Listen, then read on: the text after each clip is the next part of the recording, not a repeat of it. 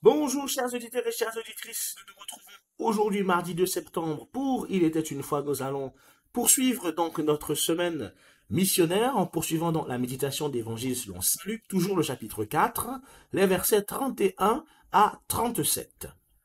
En ce temps-là, Jésus descendit à Capharnaüm, ville de Galilée, et il y enseignait le jour du sabbat. On était frappé par son enseignement car sa parole était pleine d'autorité. Or, il y avait dans la synagogue un homme possédé par l'esprit d'un démon impur, qui se mit à crier d'une voix forte. Ah! Que nous veux-tu, Jésus de Nazareth? Es-tu venu pour nous perdre?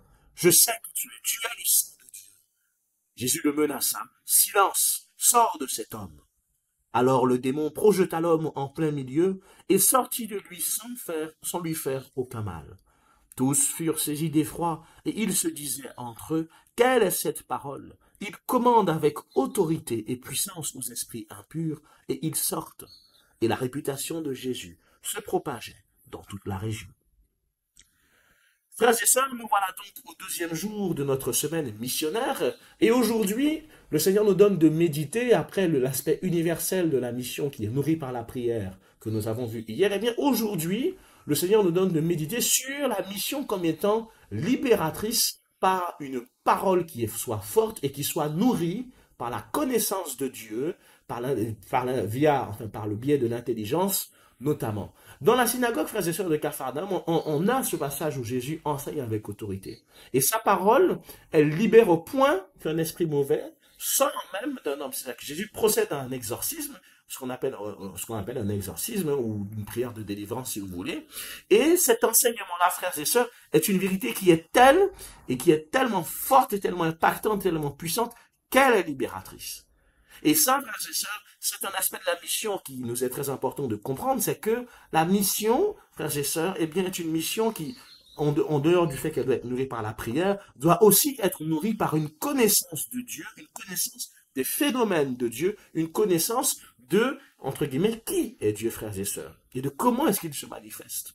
La mission, frères et sœurs, n'est pas quelque chose où, entre guillemets, on apprend sur le tas. Vous ne devenez pas vétérinaire et en étant vétérinaire, vous apprenez le métier de vétérinaire. Et vous avez d'abord un préalable de théorie, un préalable d'anatomie des animaux, de dosage des médicaments, de techniques par rapport à tel ou tel animal, d'apprentissage des classes des différents animaux, et si ensuite vous avez un temps de stage sur le terrain pour corriger, entre guillemets, le gouffre qu'il y a parfois entre la théorie et la pratique, pour qu'ensuite vous soyez un bon veto.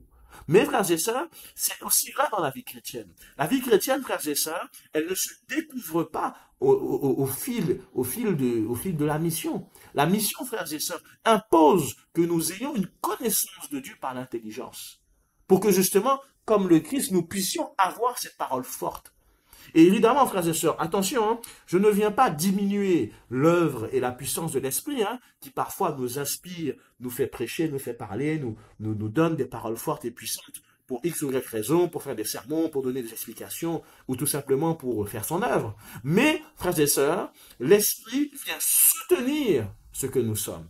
Et c'est Saint Augustin qui le dit, hein, la grâce ne supprime pas la nature. Vous voyez, elle ne supprime pas la nature, frères et sœurs. Et donc nous avons nous aussi à avoir une connaissance des choses de Dieu qui sera poussée, boostée, si vous voulez, par l'Esprit Saint. Et donc ça veut dire que nous sommes tous amenés, frères et sœurs, à vivre cette expérience-là de la connaissance de Dieu. Nous devons passer par l'étude, frères et sœurs, de l'enseignement de Jésus. Et comme je le disais hier, frères et sœurs, lire la parole de Dieu, eh bien, nous permet de rentrer dans la recherche et d'approfondir la recherche de qui est Dieu. Là, frères et sœurs, si on parle maintenant de connaissance, la parole de Dieu, à ce moment-là, doit devenir vraiment quelque chose que nous étudions. Nous étudions sa structure, nous étudions son langage, nous étudions sa symbolique, nous étudions ce qu'elle implique pour nous, nous étudions comment elle structure voilà notre vie de foi et les différents dogmes, par exemple, auxquels nous croyons. Vous voyez, c'est que cette part-là d'intellect, frères et sœurs, elle fait partie de la mission. Parce que vous aurez, frères et sœurs, tous compris, vous êtes à parler. Et certains d'entre vous Beaucoup d'entre vous-même le disent à mon père, ben, quand j'ai été dans telle situation, eh ben, quelqu'un m'a donné telle parole, une autre personne d'une autre religion ou une personne athée m'a donné telle parole, j'ai été incapable de répondre, j'étais impuissant pour répondre, je n'avais pas les outils, je n'avais pas les versets, je n'avais pas le raisonnement. Eh bien ça, frères et sœurs, ça doit nous servir de leçon. Ça doit nous servir de leçon frères et sœurs, ça encourage le fait que, vous voyez, l'enseignement de Jésus doit être étudié avec soin par chacun d'entre nous, frères et sœurs. Nous devons apprendre, nous devons creuser, nous devons, frères et sœurs, aller plus loin en vue de mieux vivre la mission. Encore une fois, comme je vous l'ai dit, pour faire connaître Dieu, nous devons connaître Dieu. Pour faire connaître Dieu, frères et sœurs, nous devons connaître Dieu. Et attention, l'intellectuel, mes frères et sœurs, ne remplace pas tout, comme je vous l'ai dit. Il y a toujours l'œuvre de l'esprit. Mais, frères et sœurs, l'intellectuel est déjà ce qui fait que pour nous, eh bien, nous pouvons comprendre plus ou moins qui est Dieu. Et donc, du coup, après le faire comprendre, expliquer, répondre aux questions, éclairer sur les apparentes contradictions de la parole de Dieu, etc., etc. Voyez, la catéchèse, l'étude de la parole, la formation de l'intelligence chrétienne ne sont pas des cours secs, frères et sœurs. Ce sont des armes de libération. Ce sont des armes de libération. Parce que dans ce que je dis là, frères et sœurs, il y a aussi être au courant de comment Dieu se manifeste. Et ça veut dire que, frères et sœurs, nous avons nous aussi à nous nourrir des Écritures pour avoir et être, entre guillemets, être bercés par tout ce qui va être prière de délivrance, prière d'autorité. Nous avons, frères et sœurs, à nous pencher sur ces choses-là. Nous avons, frères et sœurs, à connaître Dieu aussi par ces vecteurs-là. Et c'est ce qui donne une parole puissante. C'est en ce sens que, frères et sœurs, voyez, nous, en tant que prêtres, avant d'être prêtres, quand on est au séminaire, on étudie déjà, voyez, le missel romain, on étudie déjà les rites, on étudie déjà les rituels, parce que on les comprend avec notre intellect pour voir justement la profondeur qu'ils ont.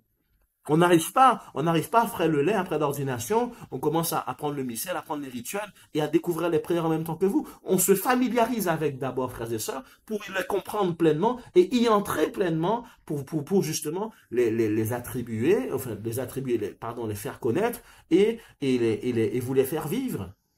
Ça passe d'abord par notre intellect. Et frères et sœurs, notre mission en tant que chrétiens, elle passe aussi par ça, comme je vous l'ai dit.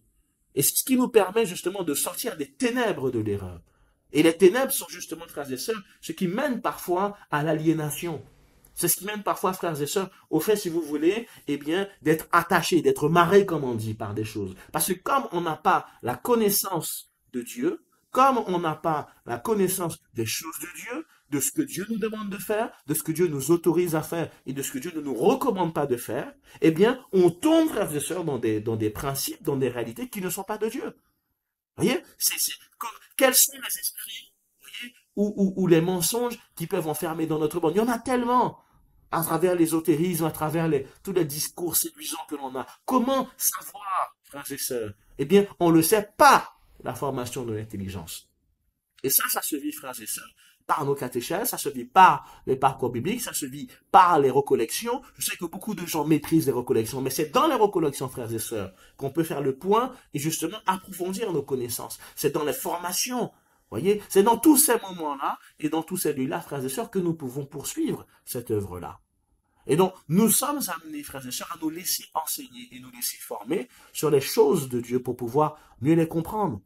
Je me souviens, pour illustrer ce que j'ai dit, d'une sœur qui était allée à une soirée du renouveau pour la première fois, qui me disait, mais moi, j'arrive, je vois des gens tomber, des gens crier, des gens qui se mettent à pleurer, des gens, on leur impose les mains qui tombent, des gens qui justement se mettent à rire de manière frénétique, des gens qui racontent et qui parlent une langue bizarre. Vous voyez, frères et sœurs, et effectivement, quand on est de l'extérieur et qu'on n'a pas cette connaissance-là, des manifestations de l'esprit, 1 aux Corinthiens chapitre 12, et même de tous ces ouvrages qu'ont écrit de grands auteurs, tels que Jean Pliat, par exemple, sur le domaine, eh bien, frères et sœurs, quand on a pas ça et qu'on arrive là, on a l'impression qu'on est dans un asile de fous.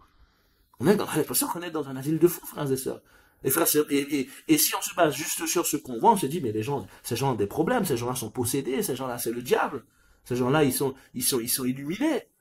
Or, avec la connaissance de Dieu, nous savons justement, frères et sœurs, ce qui est en train de se passer, nous pouvons l'expliquer et nous sommes amenés, nous aussi, à pouvoir mieux le vivre, parce qu'on comprend ce que l'on vit. Vous voyez, frères et sœurs, vivre quelque chose sans le comprendre nous prive d'une certaine profondeur. Qui ici aime faire un exercice qu'il ne comprend pas ou dont il ne voit pas l'utilité? On a besoin de comprendre pourquoi on doit faire cet exercice-là en vue de mieux l'accomplir et mieux le vivre, frères et sœurs. Et ça nous montre comment la connaissance de Dieu, elle est utile et même primordiale dans notre mission. Alors, frères et sœurs, où en sommes-nous, chacun et chacune d'entre nous? Ceux qui m'écoutent depuis 1 an et demi, voire presque 2 ans, vous savez le point d'orgue que je mets à la formation intellectuelle. Où en sommes-nous aujourd'hui, frères et sœurs? Est-ce que nous poursuivons en vue de vivre une mission libératrice avec une parole forte, une parole d'autorité, une parole de délivrance? Est-ce que nous sommes enracinés dans le renouvellement de nos connaissances sur Dieu? Et c'est sur justement les connaissances de la parole de Dieu. Vous avez déjà lu la Bible en entier, relisez-la, frères et sœurs. Oui, vous savez ce qui va se passer, mais relisez-la.